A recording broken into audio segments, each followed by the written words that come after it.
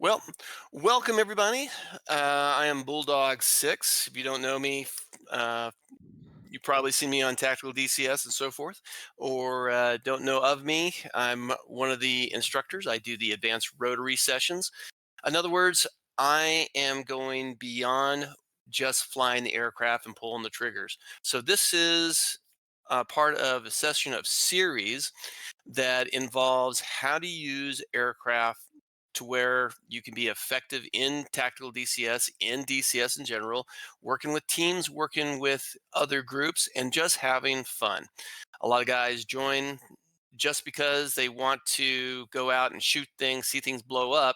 But if you're here, then you're really wanting to do it with others because we want to share in a great experience.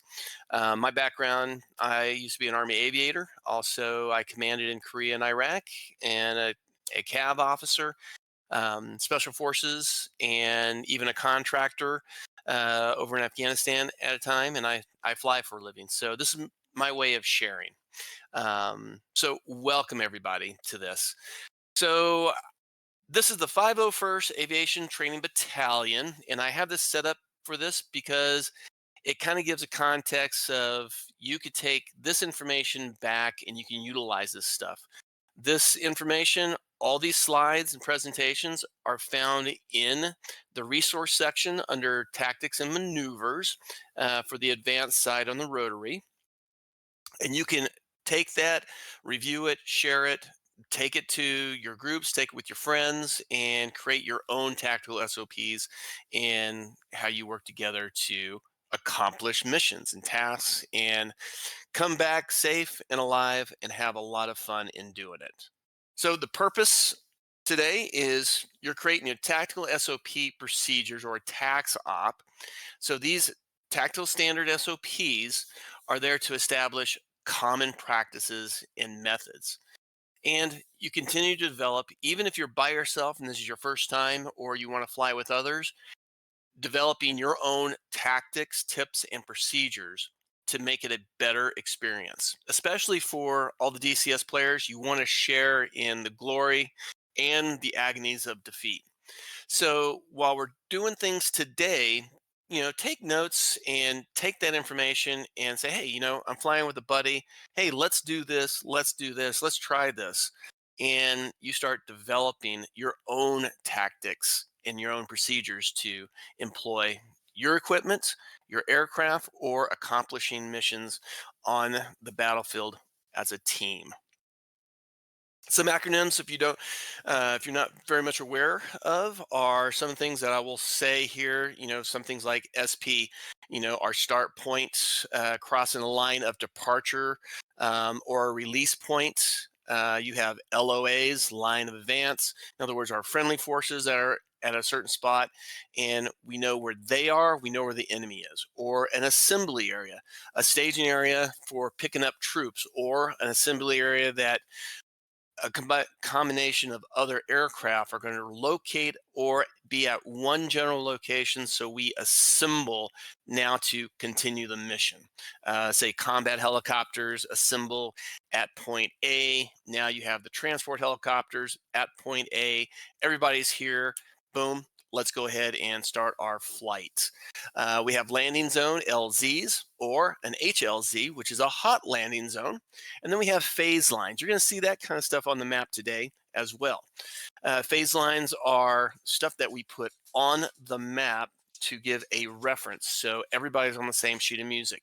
Hey, we've all crossed phase line alpha. So the commander or your other teammates know that if they look at their map, hey, we've all crossed this certain line.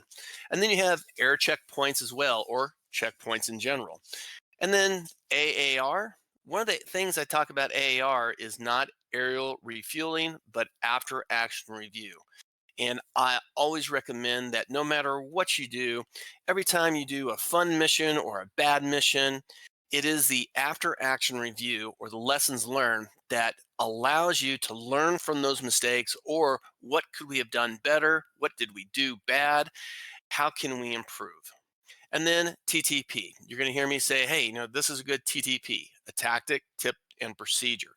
That is, how do we take the information that we have, massage it, create a better plan. And then MET-T. You're going to hear me say MET-T a lot in all my sessions. So, our missions, like I said, there's certain missions that fast wings do, but we have a huge amount of opportunities to do all sorts of activities. We have a deep fight that we can go deep into enemy territory and we can conduct screening, reconning, maybe attacking the enemy to provoke them to do something, or maybe spoil their plan of what they're doing, or attacking their rear, attacking their supply trains close, conducting recon in force, covering while our friendly forces are moving, we are providing that protection. Maybe attacking the flanks of the enemy, maybe also conducting a deliberate attack to get the enemy off guard so our maneuvering units can move around them. We also have rear operations. Sometimes in the transport category, we're transporting and we're setting up camps, we're setting up fobs, we're setting up FARPs, we're setting up, air defense units. We might be taking troops and setting up a location in order to secure that location for follow-on operations. So there's a huge amount of things that we can do. We have our deep, close, and rear. Now, with that being the case, in each one of those, we have different types of missions and the concepts of doing those missions. And today, you're going to see that, out of all these tasks that we can do, from a hasty attack to exploitation to conducting reconnaissance to guarding or just conducting a withdraw, all these things that we have here you can do in each one of your helicopters. And your helicopters do certain things better than others. A Ka-50 does a good thing, but it doesn't transport. A Black Hawk does good transport, but you can put some weapons on it and you can also reach out and touch somebody. So on today's session, we're going to discuss and we're going to be conducting activities in two things. One is air assault security, as well as raid. And what I'm saying about all this is an air assault has its own purpose. The raid, for example, is talking about securing, confusing, or destroying, an installation or forces. So we're going into something, and a raid sounds just like the word says. We're going to raid this. We're going to go in and we're going to raid their resources. We're going to slow their ability to refortify. We're going to reduce their ability to gather. We might prevent them from setting up a good air defense position, or maybe they're in a building complex and we need to snatch and grab somebody. So we're going to conduct that. So what is an air assault?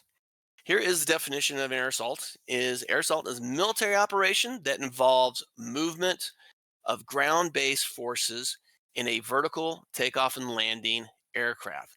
So we are transporting. It's different from an aircraft that is supplying airborne troops that are jumping out of a parachute.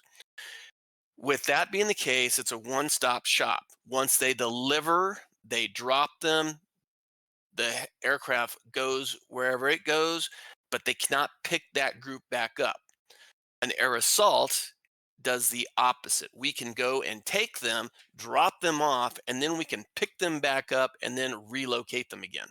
So that is part of that purpose for the air assault. The goal is to seize key terrain, also to directly engage the enemy. It might be behind enemy lines. It might be in a mountain environment or a military operation in urban terrain. And you can do this all different techniques, rappelling, fast roping techniques, just dropping, putting your skids on the ground. They all run outside the aircraft. In DCS, we don't have that capability of rappelling or fast roping. So all of our stuff is we have to be skids on the ground or wheels on the ground to allow the troops to exit the aircraft. And again, unlike airborne operations, air assault sets to service the members on the ground. So we are going to drop them. We're going to wait for them to say, hey, we're ready to get picked up, and we're going to pick them back up. Now, air assault can also be, we're constantly reinforcing that location as well.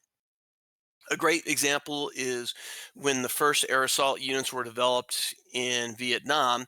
There was a movie called We Are Soldiers, and you see that, they're going in there and they're dropping troops off, and it's a confined area. It wasn't a great spot to conduct parachute operations, but they're resupplying, they're taking guys in, they're taking guys out, they're resupplying with equipment and all sorts of stuff. So that is, the purpose of the air assault. In DCS, we do this in two ways. One is through a code, and that code could be as simple as, I've got troops, they're set to embark on the aircraft. I'm going to pick them up, I'm going to drop them off, they're going to do their deed. Or a CDLC, which is a set of, hey, I'm taking a sabotage squad, or I'm taking an infantry squad, or a capture squad, doing the exact same thing. That is the capabilities that DCS provides. And as much detail as you want to put into an air assault mission, if you want to be a creator of a mission, the sky is the limit. Today, you're going to see almost a real world environment that we're going to be operating in. And this is a great demonstration of how realistic we can create things in DCS. So in DCS, we have certain types of aircraft that are primarily for the air assault mission. And that is up in the upper left. Everybody sees the Chinook, the CH-47. You can carry up to 32 troops on the internal capacity of that aircraft. You have also internal capacity, I think up to 12 in the Mi-24, up to 9 in the Huey UH-1, and then I think up to 23 in the HIP Mi-8, and then I believe 12 in the UH-60 Blackhawk. So these are the aircraft that you have currently in DCS that have the capability of conducting air assault operations. So what is air assault operations and how do we do things? So let's just think about covering a landing zone or covering an LZ. It's a kind of a simple concept. We're just going to go ahead and we pick a point and we're going to land troops there, but you never want to do it by yourself. You never want to have somebody that's not there providing eyes in the sky to ensure that you don't get caught with your britches down. So this is an example of covering an LZ. You have a Huey comes in and it's landing at point A, and you have its escort or its buddy that is providing overwatch. And he could be flying in orbit left or right, and it's all about your Mark 1 eyeball. So you say, well, I'm in an Apache. I can use my sensors. Yes, you can. But your sensors are always looking through a soda straw. So you want to be eyes out. So you have the freedom to use your Mark 1 eyeball to catch anything moving. And so you can engage it. Some of the things that we need to think about when we're providing that covering over an LZ would be, where's the LZ? Am I going to be in small arms range or outside of small arms range? And I want to kind of think of it like this. If I am, let's say, 500 feet in elevation, and I'm 500 feet away from where he's landing, I'm outside of small arms range. And yes, if I see people shooting bullets, you're going to see the bullets, but their capability of putting rounds onto you are going to be greatly diminished. What does that mean for you on your slant range? If you think of the A square plus B square equals C square, you can easily determine that if I am 500 feet, my slant range, if I'm at a 45-degree looking down at the target area, is going to be about 800 feet. So if I am flying, let's say, an Apache, and I'm in the front seat or I'm in the back seat, I would set up my weapons range to be relatively 800 feet. If I know I'm going to fly at 500 feet over the LZ covering him. So then I can easily say when I look at a target, I can put the crosshairs on the target, I can squeeze the trigger, and I can relatively already be in range, and my gun is going to hit where I'm looking at. When you're doing this, you're always thinking about your bank angle too, and you're thinking about how fast you're flying because you don't want to fly really fast. And you want your bank angle to be about 25 to 30 degrees. Because what is the whole purpose? The whole purpose is not for you to protect yourself, but your purpose is to protect the guy that's on the ground with his doors open, not able to move. You don't want him to be fired upon. So you're going to provide that cover. You're going to provide that overwatch. And by you flying that circle, that will provide that. In today's mission, we're going to have two situations that it's going to be vital that you do this, and you might have to adjust your altitude. You might have to go higher, you might have to get down lower to see things. But it's going to be vital because if you don't cover the LZ when you're doing that supporting aspect, then you will see that guys come out of the woodwork, and you might be at one location and all of a sudden your friends on the ground are getting shot up when you could have covered that or gave a heads up. Hey, there's a vehicle coming down the road to the north. Hey, do you have eyes on it? Yes, I do. If they come any closer, we're going to take them out. Or it's, you see all these towers. I see guys coming out of a vehicle.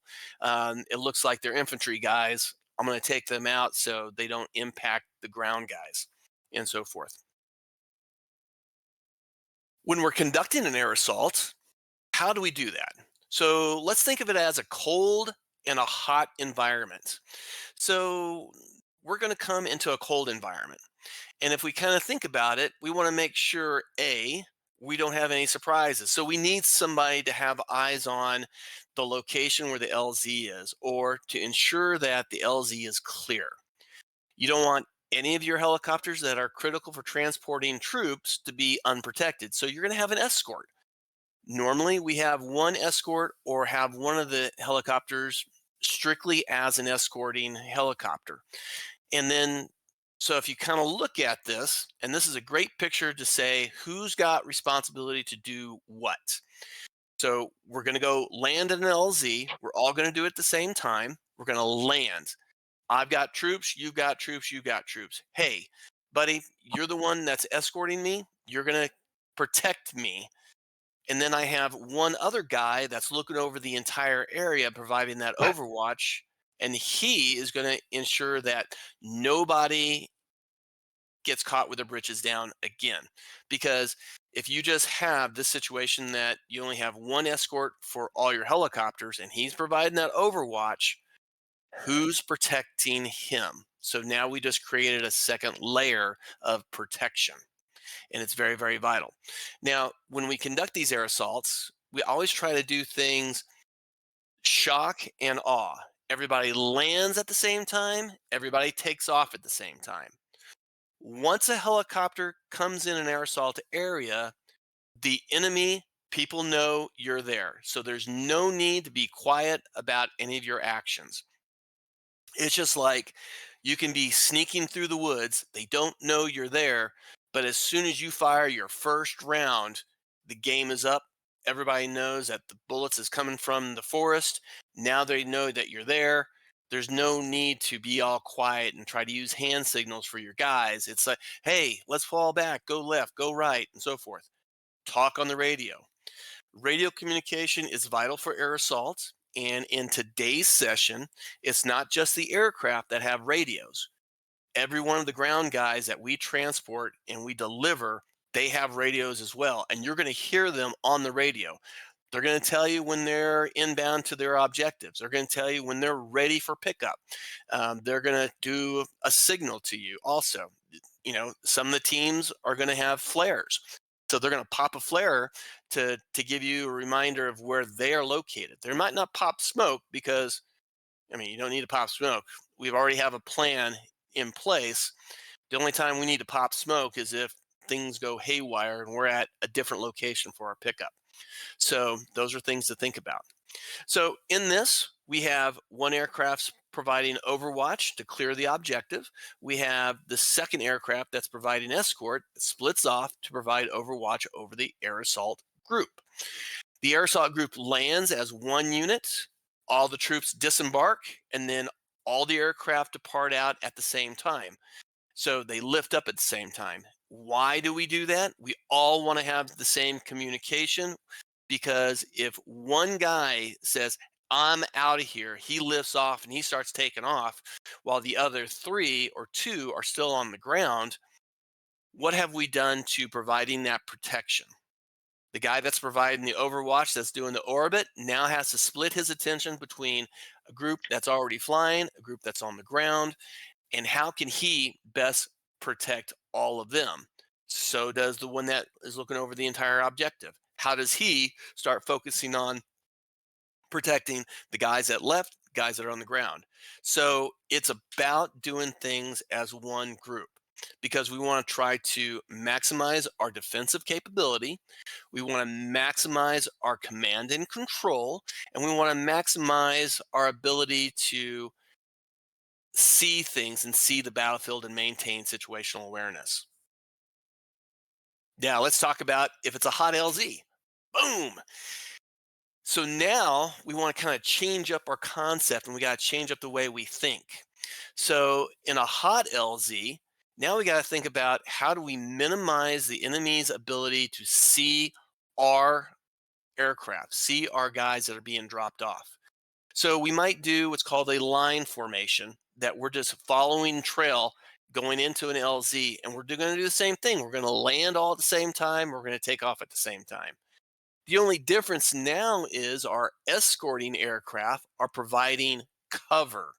They are engaging the enemy. They might be clearing the path to ensure that the LZ is completely free of enemy activity. A good example is we're going to suppress the LZ with rockets, not missiles, not guns, but they're going to carry a handful of rockets, and they're just going to pummel the entire LZ prior to our aircraft conducting the air assault conducts their landing. So we shock, we awe them, we land, the enemy's heads down. If the enemy head starts popping up, that's where our escorts to the left and right start engaging the enemy, and so forth. We drop off our troops go do their activities. The aircraft then goes wheels up or skids up, departs out the AO, while the escort aircraft are now supporting the guys on the ground. So what is the most important thing? The most important thing is not the escort aircraft. It's not even the aircraft that's taking the transporting of the helicopters. It's the troops inside those helicopters are the most important thing, because if an aircraft goes down, you've lost the troops. If you've lost the troops, you can't accomplish the mission. If you drop the troops off and you're focused on the helicopters departing out, now those guys that are on the ground are getting all shot up. The mission is a failure. So air assault, it's about controlling the ground. And the only way you can control the ground is with boots on the ground. So that becomes the most important aspect of air assault. How do you protect them?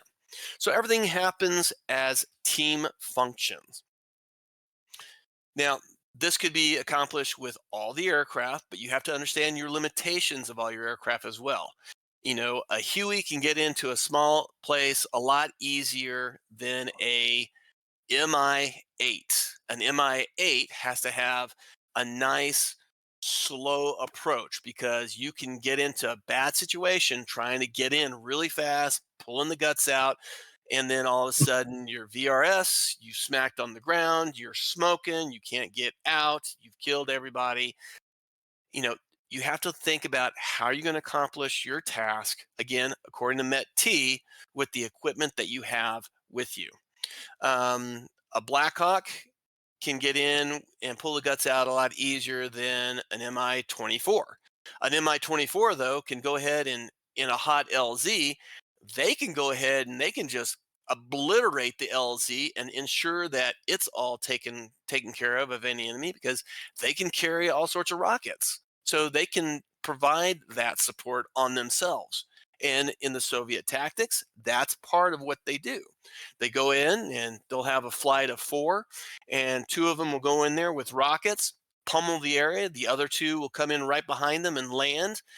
Those guys would take off, and then they'll go to another LZ. The guys that just dropped off would use their rockets to pummel the next area. And then again, the guys that come in right behind them will drop their troops off. So we're utilizing our equipment effectively for the mission at hand.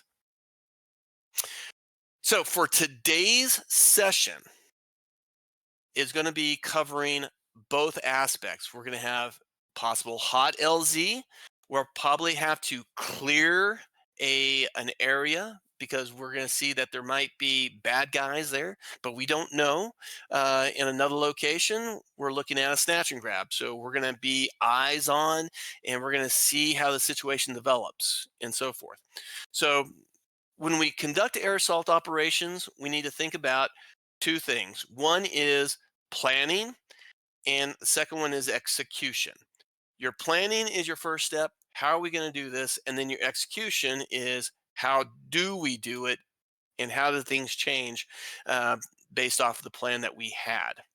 And in today's session, we're going to be looking at the maps. We're going to be looking at the stuff, and we're going to be developing this plan of action.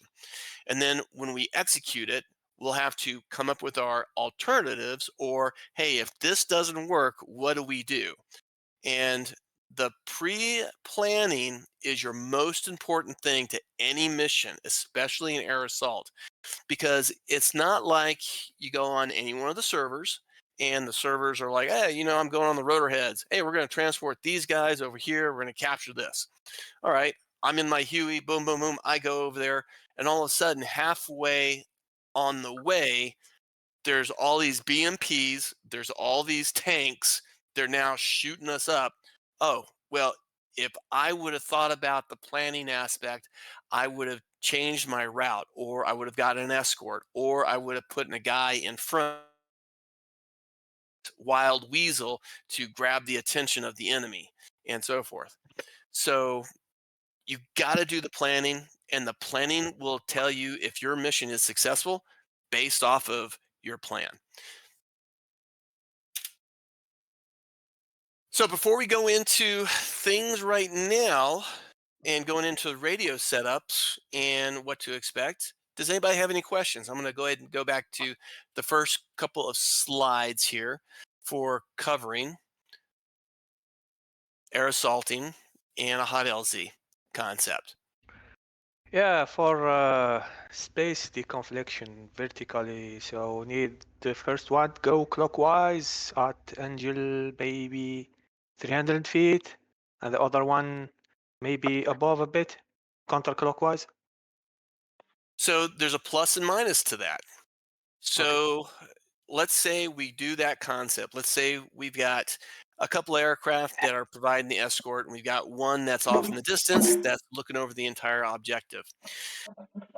You can do both counterclockwise, both clockwise, or one going clockwise, one going counterclockwise.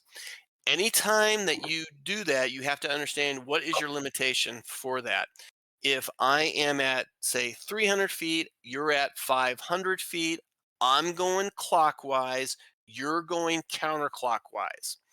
So we see each other pretty much almost, let's call it 180 degrees on our circles. I see you when I look over my left shoulder, you see me when you look over your right shoulder. But as soon as we fly overhead and we're going in the opposite direction, now we don't see each other anymore. So I can't provide that crucial protection in case somebody is firing a missile behind you, and you can't do the same for me. So that is a drawback to the both going in the opposite direction from each other. The good thing about that is you can both attack the same target at the same from opposite directions. So that's a positive.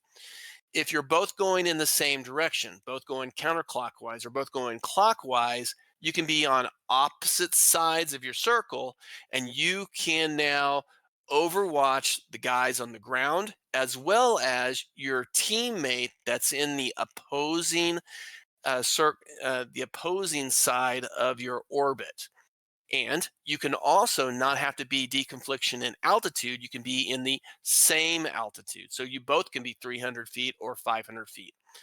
By doing that, you are providing overwatch over the guys on the ground and your teammate on the other side of your orbit. And that's a great thing, because all of a sudden you start seeing tracer fire coming from behind your teammate that's orbiting. You can tell him, hey, break left, break left, break right, break right. You got a missile, smoke in the air, coming from your 6 o'clock. He can't see it, and now you're providing that situational awareness, and everybody's talking on the radio. Okay. What other questions?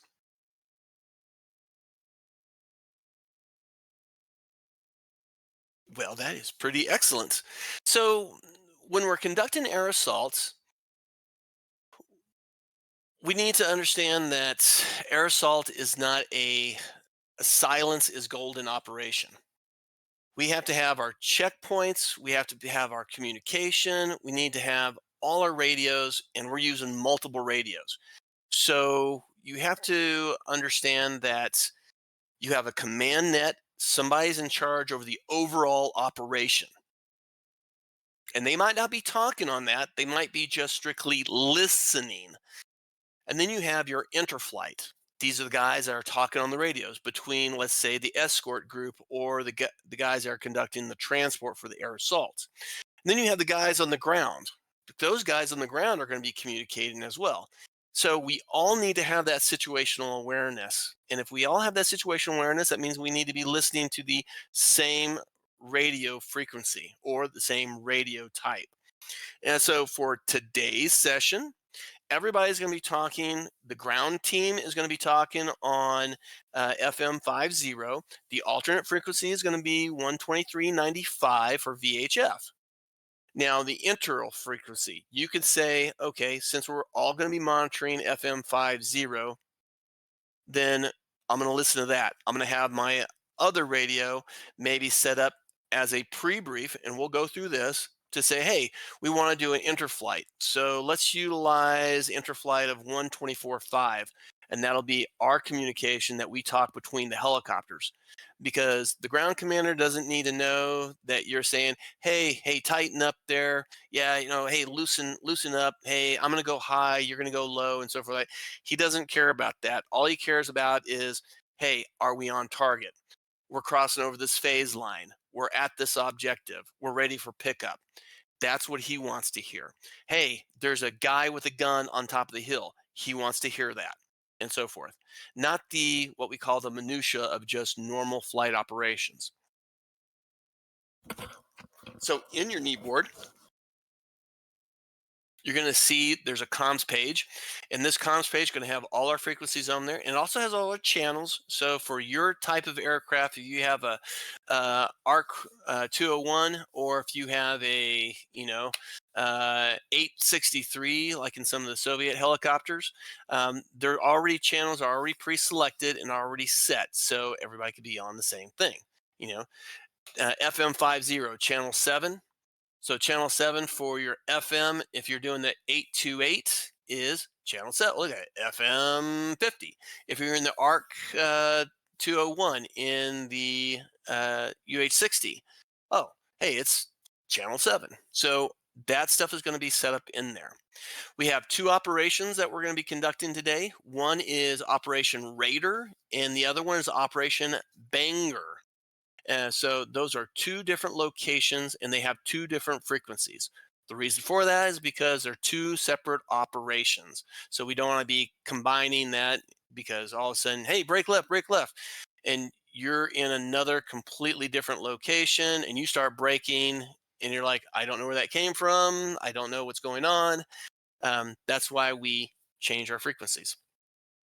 Our first operation today is going to be Operation Raider, which is going to be on FM 50. That's going to be the command net. And so all our communication with the ground teams are also going to be on that as well. So everybody's going to have situational awareness. And the reason why we have everybody on the same channel, if you remember, there's a movie over in Mogadishu, Black Hawk Down. The Black Hawk Down guys, you had the helicopter guys that were flying, you had the ground team that was on the ground, you had the convoy that was on the ground. Everybody was talking on the same radio because it helped maintain that situational awareness. You don't have to talk, you could just listen and you would gather a picture of what's happening. We have to do that in air assault.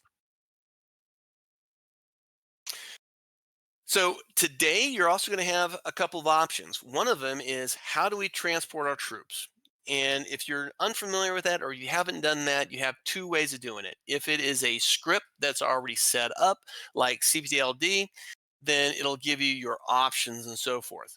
So today, when you go to your options menu, wherever you have that keyed up, and you got cargo, you got other, you got ground crew, you're going to see one that says airborne troops.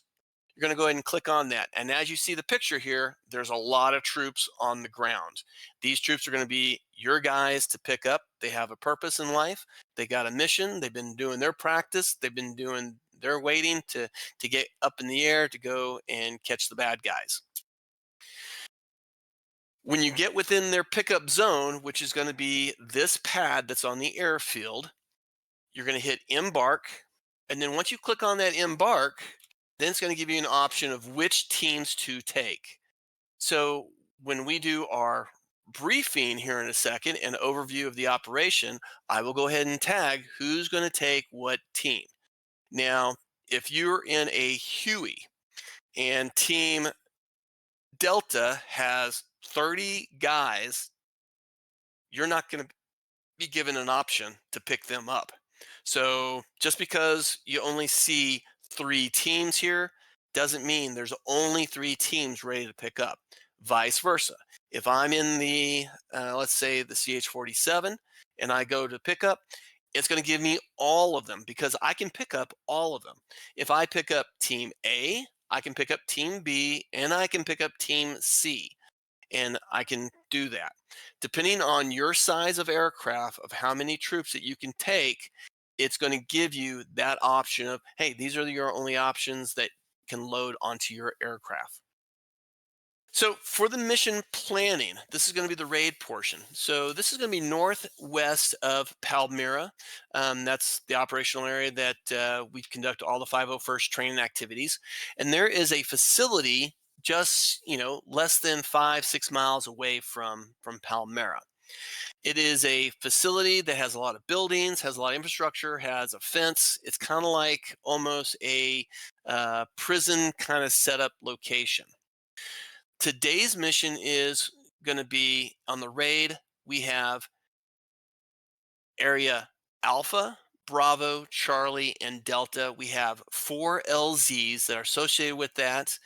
We need to land at that location. We need to drop off our troops. Troops landing in LZ1 are going to go to Objective Raider, which is Alpha. They're going to blow the doors off of the gates.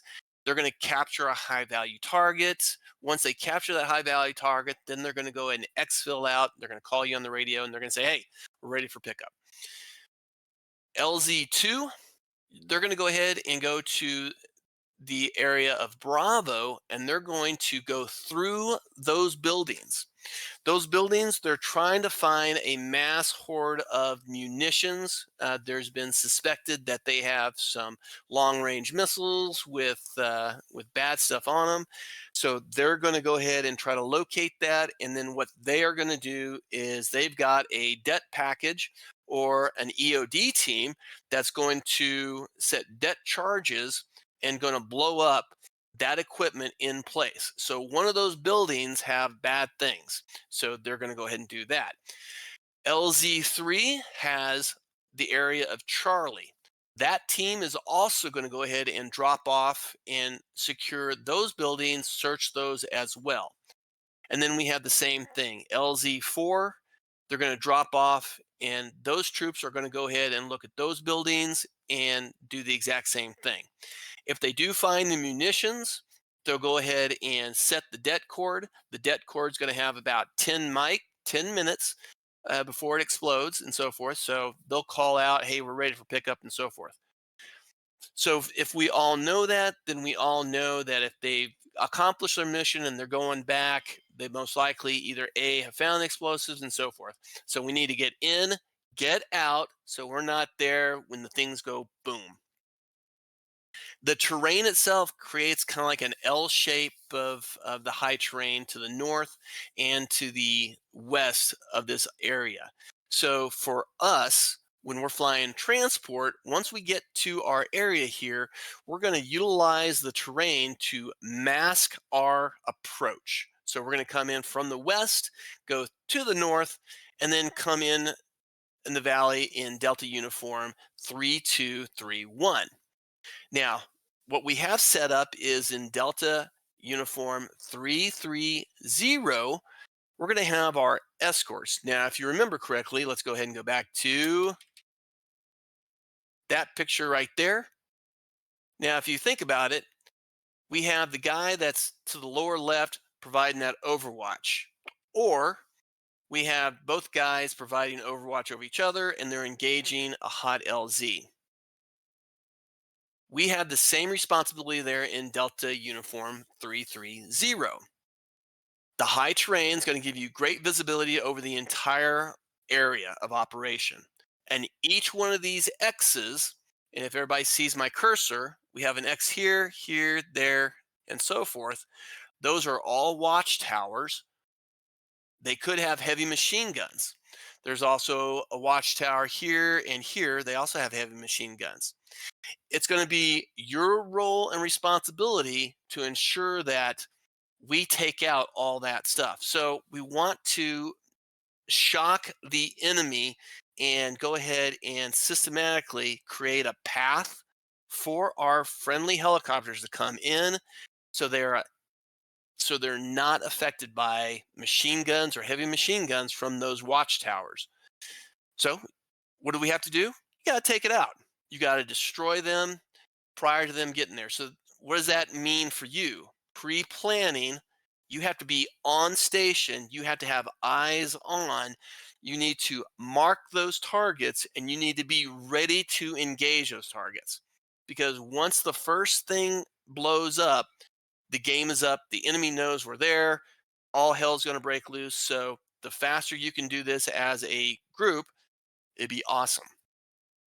That allow time for the helicopter to come in, land their troops, and escape, and so forth. So that's our mission. So let's look in more detail of what this kind of looks like. So we can get a little bit closer view there, and we see how we've got a lot of buildings and how it makes almost, we got rivers, we got roads, and so forth. So that area here is going to be something that, okay, how do we enter? How do we escape? Where do we go? How do we do this? Well, we need some intelligence. We need some photos. We need something to give us, hey, this is what it looks like. So let's take a look at that. So in detail, from a top-down view, here is LZ1. What is their objective? Radar. So we're going to drop troops off. They're going to come in and they're going to breach. And their goal is to get into the big building and capture the guys that they're there to capture and then exit out. Most likely, where this helipad is, they're going to go ahead and secure because that's a nice straight line distance. There's a high berm, provides them some protection. Okay, but there's also a watchtower here too, so be aware of that. So the team that's going to go in there, hey, we need to think about how we're going to do this, how we're going to land, how we're going to exit out. Team Bravo, LZ number 2. When we drop those guys off, what are they going to do? They're going to go ahead and they're going to clear all these buildings starting counterclockwise. So we're going to see them do that. So that means we have a watchtower located there. We have the entrance there that we need to ensure that there's nobody that's going to impede their progress. So there we go with the escort. The escort and the guy that's providing the overwatch needs to clear that lane for them to do their job. And that also means for the LZ, you need to get in and get out. How do you do that and so forth? We're going to discuss that. For LZ3, coming in and landing, they are going to clear all these buildings, and you can see how they're doing it also. They're doing it as a counterclockwise location as well. It's suspected that the third building right there, that's housing some high value targets and munitions. So there's a good chance that if they can find it, they might go ahead and blow it up. Okay. And then landing or LZ4, they're going to go ahead and they're going to check those three buildings and do a counterclockwise as well. Now, do we need to stay on the ground? No. As soon as we get our guys dropped off, we are out of there. We're going to do an orbit. We're going to go ahead and secure ourselves in a good area that we are not going to be affected by the enemy. And we're close enough that we can come back and pick the guys up when they're ready. So let's look at it from the standpoint of the guys that are providing the escort. Okay, so if we take a picture of this, we have a gate, and we already see that there's some troops there at the gate. We have a watchtower and so forth. And you see the circles on the upper portion, we have watchtowers there as well. So you need to get on station. You need to quickly start identifying the locations of the watchtowers. You need to quickly identify the location of where the entrance here, where there's troops could be located, and you need to have good essay on the entire area. Are there troops? Are there not troops? Is there vehicles? Are there not vehicles? The information that you gather is going to be crucial for the air assault group, because we don't want to go into a place that we don't have any clue that all of a sudden, oh, hey, there is 22 tanks on the other side of the building, and now your LZ is where those tanks are. That would be a very bad day. So for you, as soon as we get into the aircraft, as soon as you get going, you need to get on station and you need to start gathering that intel, gathering that information, and start marking those targets. So depending on the type of aircraft that you're in today is going to determine how you're going to do it. I know I've got one KA-50. So how many targets can you secure in your system that you can easily go, hey, next target, next target, next target, and I'm firing either guns or missiles to destroy. 10. Okay, so you have to see and you have to look at, okay, how many things can I do? What's going to be the game plan? What do I need to destroy first to ensure that my transports are not going to be affected? We have the LZ. Okay, so this LZ is one of the LZs, and you can see the big circle with the big tall building right there. You know, that is part of the objective. So, okay, so that's how it looks. So you can see we got trees, we got buildings. If you're going to land in that location, that's what it looks like. If we're looking at it from a different perspective, you can see our LZs, and you notice that there is a antenna tower, so we can use that as a reference point. And notice again, right below the north symbol where the north direction is, there's another watchtower right there. So that could have impact on that LZ. So we need to think about that. For objective radar, there's a gate right there that they're going to blow when they get into it. And you can see how this compound is. Their goal is to get into that four-story building as quickly as they can to gather the intel. But let's see here. There's another tower located on the south side of that road, right in between the two LZ landing pads. So that too could be a bad thing, because that's direct line of fire to that gate. So how, if we leave that intact, that might be a bad day. And coming from, you see the north symbol there, that's also another LZ here. And look at, there's another watchtower there. So we need to think about that as well. So looking at it from perspective of your first one, we got all these LZs. It's higher elevation. So overall, let's kind of think about and let's put a plan of action together. So the picture is facing the north. The stars represent where we have possibility of troops. There's a barracks where you see the V with the red star symbol on the upper left. There's also barracks in the lower left.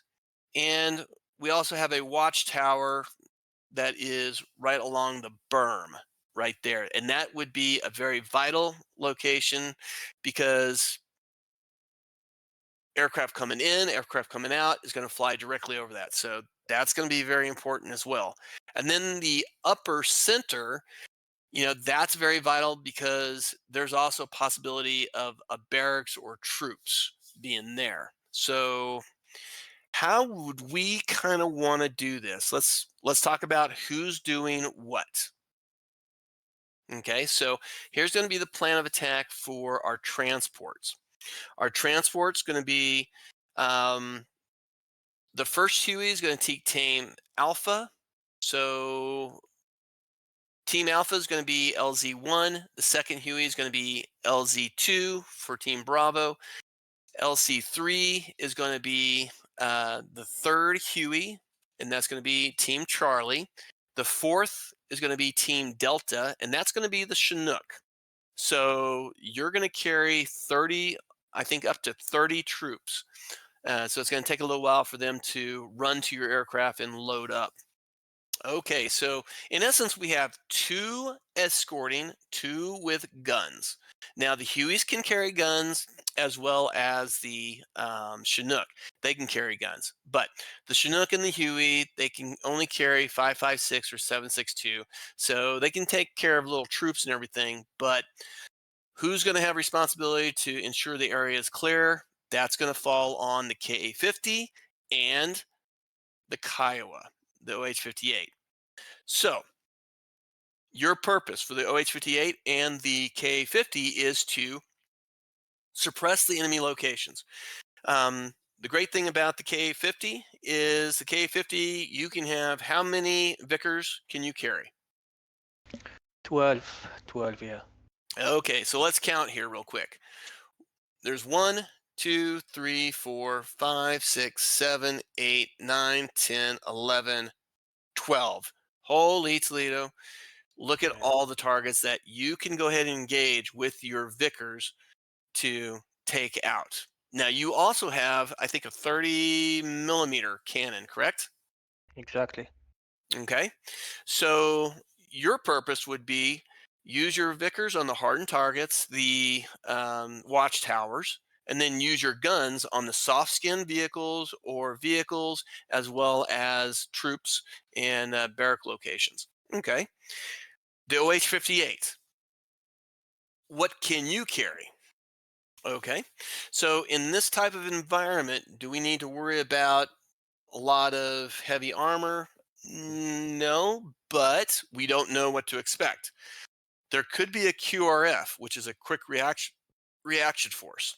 If that quick reaction force, you don't want to be spitting at them with spitballs.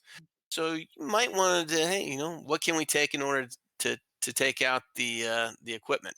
Okay, maybe a Hellfire. Okay, so if you are providing that supporting role and you are providing the escorts and you are looking over the objective, you don't want to get rid of all your heavy equipment because your heavy equipment might be needed later because there might be a quick reaction force that drives up out of somewhere. And so you want to be able to take them out. Now, what's your biggest asset that you have? You have laser capability, and if we had an Apache that was flying today, you could laze the targets. You could go ahead and laze them. Boom, an Apache comes on board, and they can just bring 16 Hellfires, and you are just decimating the area. Yes. But we don't have a whole lot of troops here. We don't have a whole lot of hardened facilities. We don't have a whole lot of tanks. The intel says they might have a quick reaction force of maybe 3 or 4 vehicles. Could be a BMP, could be a BTR, could be trucks, you name it. Because it's a quick reaction force, their purpose is to support this location. So there's not going to be like heavy tanks. No, they're looking at, hey, it's a facility, kind of prison. They got barracks, so they're going to probably resupply it with troops. So maybe bringing one missile is okay. Um, it might be better for you to bring guns. So if you bring guns, you'd be able to engage ground forces and vehicles with those guns. So, what do you think as far as your recommendation on how could you best support the K-50, y'all working as a pair and a team? All right, so that'll be the plan of attack for that. Now, we've got troops on the ground. So, who's going to be able to take out the troops on the ground? Because a troop can take out an aircraft with an RPG or a missile, correct? Yeah. I have rockets also. I can carry rockets to suppress, yeah, infantry. No Okay, problem. then. Yeah. So now we've got a game plan. So your purpose is going to be to set up a battle position, a support by fire position, and provide overwatch over the entire objective. I want you both to, once we break and everything, I want you both to, we're going to take a couple of minutes to think about this, and we're going to come right back to you. And you're going to tell us what is your plan in order to help provide the support to the transports. Okay? So y'all think about this, and then we're going to come back to you here in a second. Okay, for the transports, since we're going to go ahead and utilize the terrain as cover, we're going to see this, we're going to see how this is. How about we go ahead and say set up a rally point to be ready to go into our objective coming from the north. Okay, so if we follow the area and we see the dog leg going to the right, we're flying in a formation of Hueys and Chinook. And so a limitation for all that is the Hueys can carry 9 troops. They can also carry guns as well. So you could have door gunners, and you should have door gunners. Okay. The door gunners can be on free fire and so forth because they're going to be trying to take out anything that's there. The Chinook can also have door gunners as well, and you can do the same thing. Always remember that you don't want to overfly and be shooting somebody that's right below you that's a friendly helicopter because you could take them out as well. So we'll have to got to think about that. So talking with the helicopters, who wants to take LZ1? I'll take it. Okay, you have LZ1. So if you're going to have LZ1, that means you're relatively going to be lead for this one. So LZ1 is going to be lead. You're going to be flying from the north.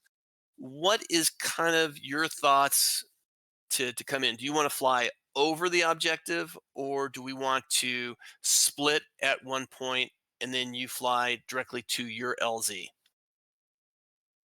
I'd like to overfly the chemical weapons station to the north, make a right in trail, go to the river, follow the river at low level, and then make a call, and we can all turn to our targets at the same time. Okay, so that's actually a good concept. So let's use it as a target reference point. So we're utilizing flying in, they're doing their engagements, they're firing. So that means they need to clear our escort and overwatch needs to clear from the north to the south first. So they need to systematically start taking things out north and continuing destroy things to the south. So they are clearing our path as we're coming in along the river. Along the river, we should see the entrance right there, and that would be a great target reference point, or a TRP, for us to do our split.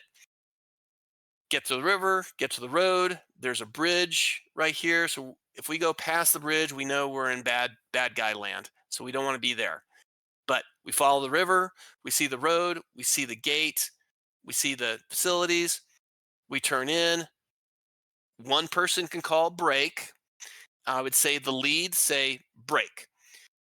So we come in, you go ahead and immediately follow the fence line. You'll see the helipads, you see your LZ, you're on the corner of the LZ. If you land on the road, awesome. You drop off your troops and have your communication panel already set up for menu options, disembark, so it's already ready and set. So all you have to do is click it. You land.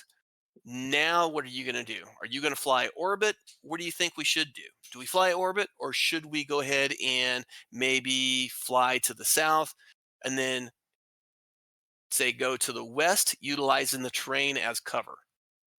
I was thinking because we're working east to west with the Overwatch, and basically the last targets to get destroyed would be up on the western ridge, that we would actually do a 180 and evac back to the east to the river to get separation from the AO. Okay. So keep in mind, where is our support? So they're firing in that direction. So if we fly back to those guys, then they have to wait until we're out of their line of fire in case they're engaging any ground targets, right? True, but if we're going low level out to the south and hooking back to them, they should Okay, be and technically shooting over our shoulders. excellent. That's a good, I like that concept. Okay, so the plan's going to be, once we get to that, when we get to that point, we split LZ 1, 2, 3, and 4. Everybody goes in, drops off their troops. Once their troops are dropped off, you're still on the ground. You have to wait for the Chinook to finish dropping all his troops, because it takes a little bit longer for his troops to be dropped off. Um, so he would be the last guy saying ready. All right. So we're going to do this as a simple TTP. TTP is going to be, once we get there and the lead, you call break. Everybody's going to go to their location. Everybody calls skids down or wheels down, because if the guys that are providing the overwatch in the K-50 and the OH-58 can hear it over the radio, then they can hear and they can imagine what the situational awareness is. And when they hear everybody, Team Alpha on the ground, Team Bravo on the ground, Team Charlie on the ground, and then, Team Delta on the ground moving and stuff like that, the last guy on LZ4 could say, LZ4 ready. And then 3, 2, 1, the lead can go ahead and call out on the radio and say, skids up.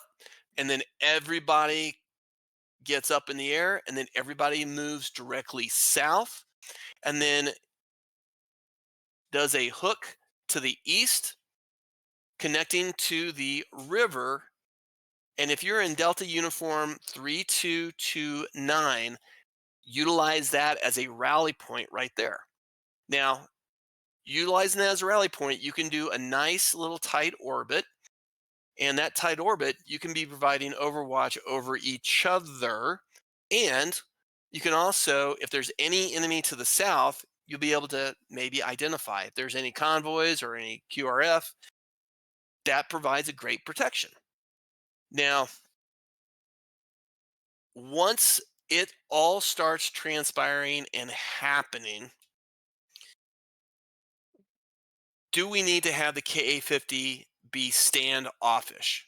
Do we need to have them off range, or do we need the Kiowa to be off range? They can go ahead and start pushing in and providing that support. What about anybody flying over the actual airfield. Not the airfield, but over the operation itself. If you remember, do we have anybody that is doing this action over the LZ? Do we have anybody that's providing cover over the LZ? We have all the transport aircraft. They have went down and now they're orbiting here. We have our supporting aircraft right there, but nobody is covering overhead here. So maybe one of the Hueys or even two of the Hueys could provide that overwatch, providing that orbit. We don't need to have all four of the aircraft or transports doing it, but we could have one or two with their door gunners flying overhead. They're still being protected by the OH-58 and the KA-50. Yes. As soon I finish my AGTMs, I can push to cover and suppress any personnel, enemy personnel coming from the hangars. Yes, and as soon they drop off their troops, I think Chinook and one of the Huey fall back to the south and hold behind that hill. And two, like you said, two Huey establish overhead covering to cover troops on the ground, just in case of get hot. So we're gonna be 4 ship to cover the troops on the ground, and 2 ship holding south. And as soon they give us that pickup call, I can push a bit north to screen if any QRF coming from that choke point, and the Kai was supporting me, of course, as a scout weapon team. And yes, and once the lift ships take off with the chalks, we can withdraw from the area to the south. Okay, so we're already developing a game plan. We're already developing our stuff here. So for the Hueys, so we have 3 Hueys, 1 Chinook. So Chinook would be a very vital asset. We don't want him to be anywhere near to be shot down. So he would be one of the ones that exits us out. Lead could also be supporting the Chinook and providing overwatch and cover, mutual protection down south. LZ2 and LZ3, so Team Bravo, the helicopter that's supporting them, Team Charlie, helicopter supporting them, they can provide the either clockwise or counterclockwise orbit over the objective with their door gunners being able to shoot down onto the objective as needed and seeing things as needed. We have the Kiowa providing eyes on and have their guns to help soften the targets and also be able to look outside, because Kiowa's got great visibility. It's got better visibility than the KA-50. KA-50 brings the heavy artillery. The Kiowa brings the eyes on the ground and be able to direct the operation. So you could say for the KA-50, so the KA-50 is going to be the guy that's pretty much in charge of this operation. He's going to have the best visual. He's going to have the best situational awareness. Does he need to engage all the targets? No. He can be the backup in case the KA-50 has taken all his stuff out. The OH-58 is now the guy that's in charge. He can have the extra equipment in case we do have a QRF. Boom, he can take them out. So the OH-58 will be the overall guy that says, ready, let's get it on. So here's the game plan. I liked what everybody was doing, what everybody was saying. I like how it looks. So here's going to be our mission. Our mission is, once we get into our aircraft, the KA-50 and the OH-58, once they power up, they go ahead and go to their battle position, get eyes on the target. If we can give you 15 minutes or even 20 minutes to get you eyes on and get you targeting all the stuff that you need to do and having your game plan set to make sure that this is what it looks like, this is how we're going to do it, how we're going to engage. The transport aircraft are going to go to the areas to pick up the troops. We're going to pick up all our troops. We're going to get ready and we're going to start moving out. We're going to go ahead and move out to the south of this objective area. We're going to move on the west side of the hills, and right where that weapons or the chemical weapons location is, we'll use that as our rally point. Since we have that as a rally point, it's only going to take 2 or 3 minutes for us to come around the corner and come in for our LZ. The OH-58, once he says, okay, everybody is set, everybody is ready, we tell the OH-58 that the transports are at our rally point, we're at our RP. He then can direct the OH-58 can then direct the Ka-50 to start engaging targets and systematically doing it while the OH-58 is the eyes on. Now, you could be over the objective if you want to. How you best control what's happening and maintain that situational awareness is going to be up to you. You might decide, hey, I need to get closer to all the LZs to make sure they're clear, and then I can direct the guy with the big missiles and say, hey, over near LZ3 to the north, take out that tower. There's troops directly below me. Take out those guys. Hey, there's a tower. There's troops over near Bravo. Take out those guys. You will have this capability of doing that. So it's going to be your control. Now, once you say this, you can tell the guys that are at the rally point, hey, you're clear to come in. LZ, all the LZs are ready, and so forth. Okay, boom, they come in and we're all talking on the radio. We get to the rally point that we're going to do our split off from the river. We call break. The lead that's landing in Alpha, LZ1, calls break. Everybody then goes to their respective locations to drop off their troops. Everybody calls at their location, LZ3 ready, LZ2 ready, LZ1 ready, LZ4 ready. The lead now for the helicopters in LZ1 says, on my count, 3, 2, 1, skids up. Everybody then lifts up. LZ1, LZ4, the Chinook, and the Huey goes to Delta Uniform 3229, while LZ2, LZ3 then starts conducting a orbit at 500 feet over the objective with their guns. The Ka-50 is still in a great position, moves up to the north, provides overwatch, and the OH-58 is still the overall commander for the operation because he's got the best eyes. You now have the freedom of movement that you can fly a larger orbit, you can be in a different position, but you are going to have to be the guy that talks on the radio and says, hey, there's a convoy. Hey, there's troops. I see them coming out. Hey, do you see this? Do you see that? You're going to have to be directing things to be happening. Once we hear on the radio that the team Alpha, Bravo, Charlie, and Delta are ready for pickup, at that point, the guys go in to go pick them up. Okay? So you would go to your perspective location, land, and pick up your guys. Once all the guys are picked up, then we'll go ahead and do another rally, the same location again, Delta Uniform 3229, or in other words, just southeast of our objective area. And then once everybody's rallied back up there, the Ka-50 and the OH-58 does one last sweep to make sure we don't have any stragglers.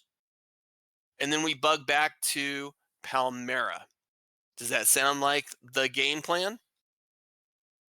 Okay, so I have a question. What's the distances from the operation area to like the river and the mountains over there? Do we know those? So Two clicks. Each box, it's one click.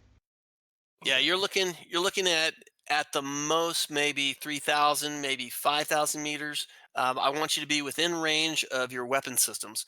So the high terrain that's to the east is perfect cover and provide, especially for you in the OH-58, you can just have your ball over the terrain and you can see everything. Yeah. So it's really great for you.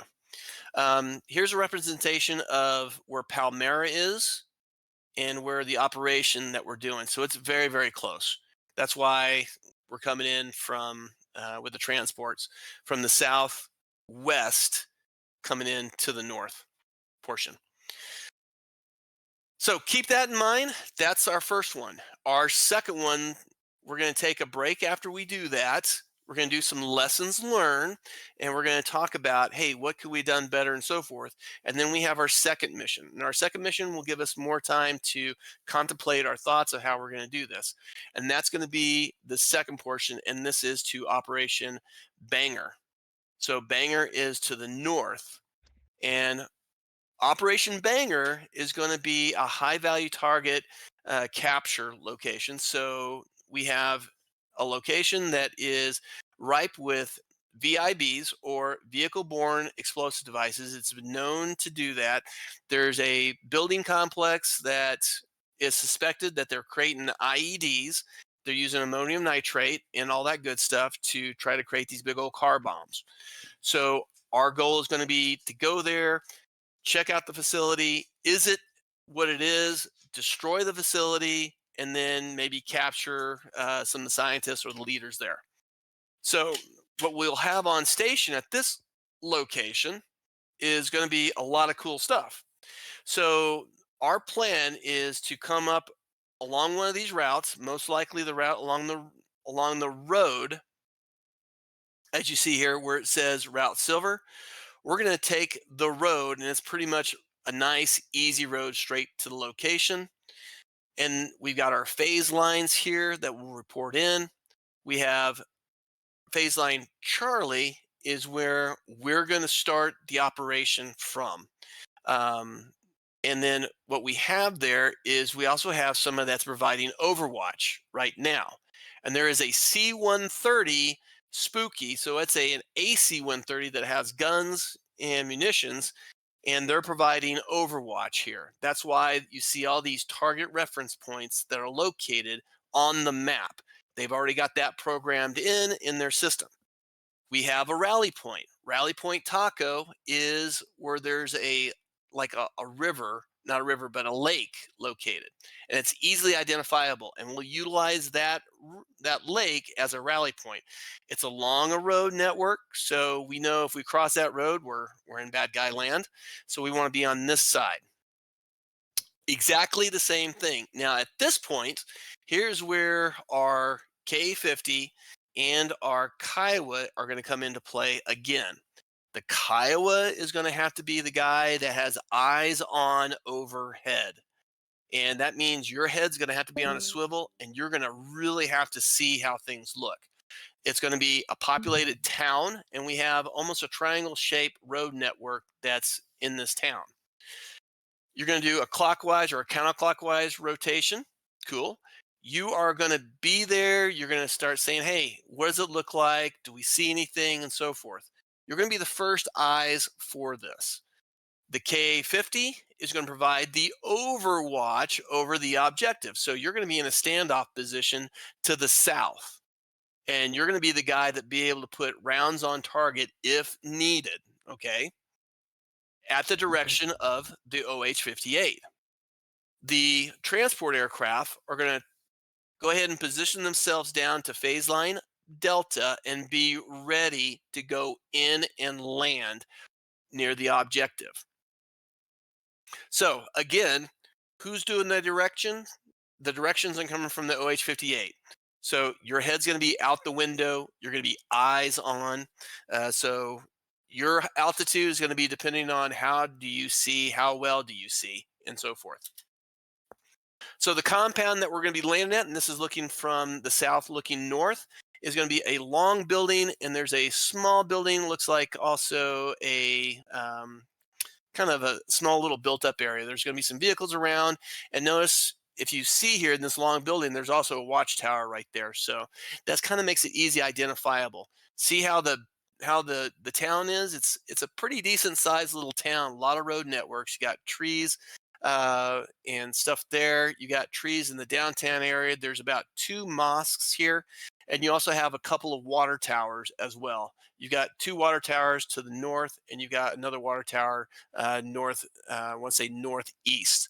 There's going to be some burning stuff to the north of the town. That's usually a burn pit, so you can use that as a reference point.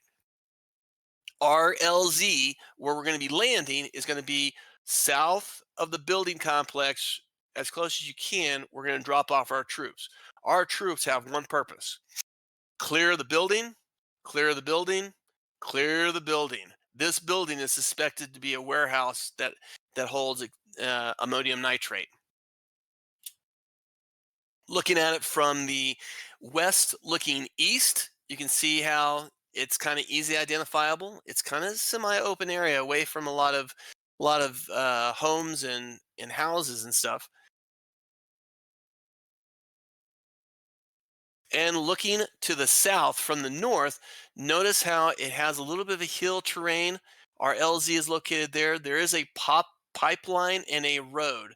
So we can easily utilize the pipeline and the road as, hey, we are 30 seconds inbound to the objective. And that gives a good reference point. Be south of the pipeline to be in protected area. If you're north of the pipeline, you could be within small arms range. We don't know if this tower is holding a heavy machine gun or not. So there's going to be probably other vehicles there as well. Our pickup locations for today's operation is going to be pretty simple. Over in Palmyra, we have a staging area Bravo and a staging area Alpha for troops. Bravo is going to be for Operation Raider, and Alpha is going to be for Operation Banger. Okay, so once we get into our aircraft today, we need to relocate over to that staging area to take up our troops. You're going to see there's troops all over there. There's going to be Chinooks over there as well. That's where the Chinooks are located. Rich, you're going to be in a Chinook. You'll be located already there and everything. So it's pretty easy for you. All the aircraft should be hot start. So all you need to do is make sure your weapons are correct. Your fuel is what you want the fuel to be. Make sure that your knee boards are working and you can see your knee boards and you can set up your communication. So the radios all work. We'll do communication checks and stuff like that as well.